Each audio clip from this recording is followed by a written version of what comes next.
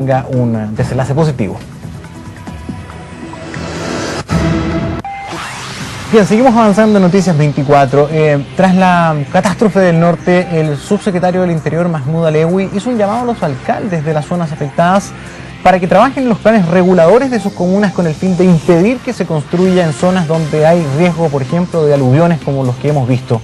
Queremos hablar de este tema, hablar de cómo se ha enfrentado el desastre en el norte con el presidente de la Asociación Chilena de Municipalidades, Cristian Vittori. ¿Cómo está? Bienvenido, alcalde. Buenas tardes, Gonzalo. Gracias por estar acá. A ver, en primer lugar, antes de entrar al tema de los planos reguladores, que uno se imagina que ya entramos a una burocracia, ¿no? Vamos a un tema que es más inmediato.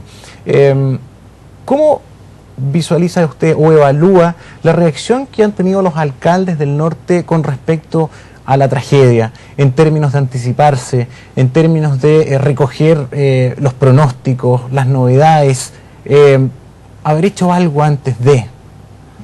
Sí, bueno, Gonzalo, seamos francos en este país. Nosotros no tenemos una institucionalidad que dé cuenta de un sistema de protección civil que sea capaz de anticiparse. No existe en Chile la cultura de la prevención. Y eso pasa porque efectivamente ni siquiera en municipalidades, estamos hablando de la realidad de los más de 345 municipios de Chile, no están los recursos ni las competencias necesarias para tener la más mínima estructura institucional respecto de la prevención de emergencias y desastres. Es más, nosotros hemos planteado, no solo respecto del problema que están viviendo nuestros compatriotas en el norte, lo hemos visto, Gonzalo, en el problema del incendio en Valparaíso, lo hemos visto con el problema de Villarrica, donde efectivamente somos un país de acción-reacción. Vale decir, claro, se activan las organizaciones cuando hay una emergencia, pero desaparece la emergencia y no hay una institucionalidad para poder seguir trabajando ni antes de la prevención ni después. La gran preocupación que queda muchas veces después de la emergencia es que, claro, mediante la emergencia se dictan muchas veces instrumentos legales como esta resolución, ¿no es cierto?, constitucional, de zona de excepción constitucional, ¿no es cierto? Hay un jefe de las fuerzas, pero después, Gonzalo, cuando termina la emergencia, todos vuelven a sus lugares y quienes quedan a cargo de eso, ¿quiénes son? Los municipios. Y los municipios no tienen ni las competencias ni los recursos necesarios para enfrentar lo que es después la reconstrucción. En consecuencia, aquí falta desarrollar una institucionalidad en el país que dé cuenta de un sistema permanente de emergencia y de desastre. Y eso no existe hoy día. Y todo lo que se podía hacer antes, claramente todo esto suena a general después de la batalla, pero a ver, cuando hay cursos de agua o quebradas que están llenas de basura, porque era impactante la imagen de cómo se empujaban toneladas históricas. Así es. Uno se pregunta, bueno, ¿no faltará ahí un poco más de interya, como se dice, para poder hacer un convenio público-privado que suena tan bonito, donde hay tanta mega empresa, de repente los alcaldes allá, oiga, sí, ok, venga, invierta, pero ¿sabe qué? Ayúdenos un poquito acá, ustedes tienen tremendas máquinas, ¿por qué no vamos previendo lo que puede pasar? O tal vez a tener una comuna un poco más preparada, no solamente para esto, sino que para otro tipo de problemas. Esto fue demasiado. Pero allá tienen las lluvias altiplánicas, siempre hay amenaza, ¿no? Siempre, y distintas amenazas. O sea, recordemos, nuestra memoria es frágil, pero acordémonos que en el tema de Valparaíso hemos tenido también inundaciones, hemos tenido terremotos. Yo estoy de acuerdo, yo creo que aquí, desafortunadamente, Gonzalo, como hay un vacío desde el punto de vista legal, no está preparada nuestra institucionalidad, no solamente hablo del punto de vista municipal, estoy hablando también desde el punto de vista del aparato del Estado, del aparato también de otras instituciones del Estado, porque evidentemente los municipios tienen restricciones. Los municipios no pueden actuar de facto frente a las situaciones porque son fiscalizados. Veamos lo que pasó en Valparaíso, cuando tú ingresas maquinaria pública, digamos, a sitios privados para limpiar, evidentemente viene inmediatamente la sanción del órgano fiscalizador. En consecuencia, los municipios no tienen las competencias ni las atribuciones. La burocracia. La burocracia. O sea, pensemos en que hoy día uno no puede echar abajo un árbol. Pero sin duda, pero además... Aunque se esté cayendo encima una casa, digamos. Pero Gonzalo, seamos francos, esto da cuenta de un centralismo excesivo en este país que no da para más. O sea, no es posible que para poder decretar una zona de emergencia todo tenga que hacerse desde el centro, desde Santiago. O sea, para trasladar las maquinarias, para trasladar el personal, para trasladar los víveres, los enseres, etcétera. No puede ser. O sea, este país ya no resiste más centralismo. O sea, no puede ser que las facultades no están en las regiones, ni estén en los municipios.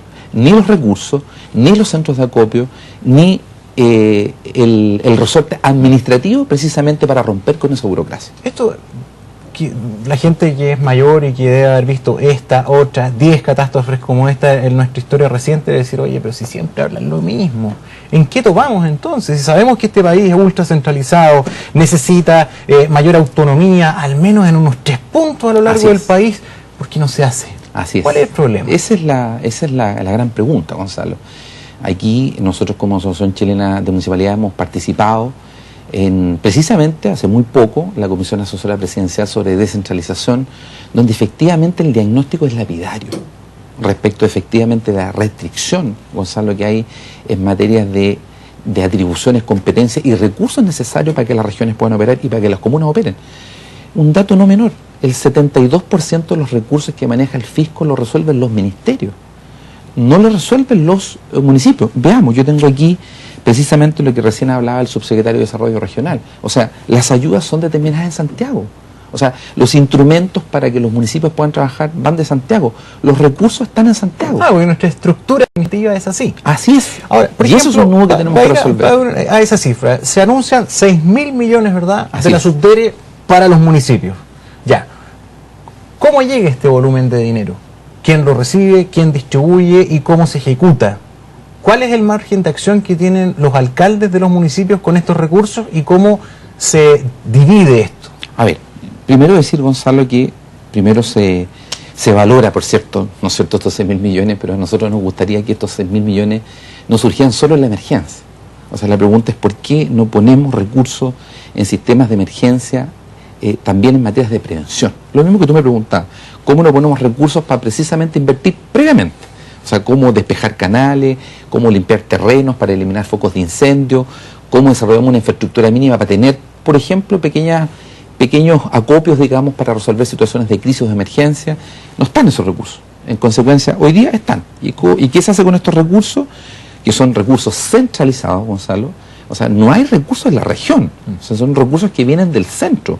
Y en consecuencia lo que hacen aquí los alcaldes, ¿no es cierto?, es poner iniciativas, en este caso de las comunas que son afectadas del norte, para poder contratar maquinaria, para poder contratar herramientas, para comprar herramientas y para resolver las necesidades que son más inmediatas de las comunas que hoy día están siendo afectadas. En consecuencia, precisamente lo que se requiere ahora es que estos recursos estén rápidamente a disposición de los municipios para ayudar. Pero hay una cosa que es muy importante entender en esta nueva institucionalidad que el país debe buscar. O sea, más allá de todo lo que ocurra, siempre en una emergencia, los que van a tener que resolver el problema son los municipios. Y son los entes por excelencia en el territorio. En consecuencia, si no los empoderamos de atribución y recursos, desafortunadamente no van a poder hacer más de lo que pueden hacer con los recursos que tienen. ¿Alcanza los 6.000 millones? Es una gran cifra, pero de pronto uno, no sé, escucha que un señor Farcas va a poner 800 y uno dice... Esto claramente es insuficiente. Yo creo porque esto está exclusivamente dedicado para lo inmediato, que es contratar máquinas. Así es. Esto es para la labor número uno. Esto es lo que yo he escuchado, por lo menos en la autoridad del Ministerio del Interior, esto es para lo que se llama recuperar la normalidad. Vale decir, las labores de despeje, de habilitación de vía, de limpieza, de lo que es más inmediato. Sin duda que aquí no estamos hablando de los recursos que van a permitir nuevamente volver a parar las ciudades en cada una de las comunas que se van a afectar en el norte. Vamos al tema de los planos reguladores, que ahí viene el tema de la planificación, que siempre sale a la luz pública, pero llama la atención el llamado del subsecretario Alewi, que dice, es oportunidad entonces para que los municipios, los alcaldes, trabajen en sus planos reguladores y no sigan construyendo, no sigan dando visto bueno a construcciones donde hay zonas claramente imposibilitadas de construir. Claro. Bueno, esto nos retrotrae nuevamente a la discusión. O sea, efectivamente existe en la ley orgánica municipal esta atribución de los municipios para poder hacer los planos reguladores. Pero si hay una norma, hay una atribución, hay una competencia que está puesta en la ley, pero no están los recursos necesarios para implementarlo, da exactamente lo mismo que existe o no existe la norma. Porque los municipios también están impedidos muchas veces porque no tienen las capacidades ni las competencias para poder hacer los planos regulares. Solo un dato, Gonzalo.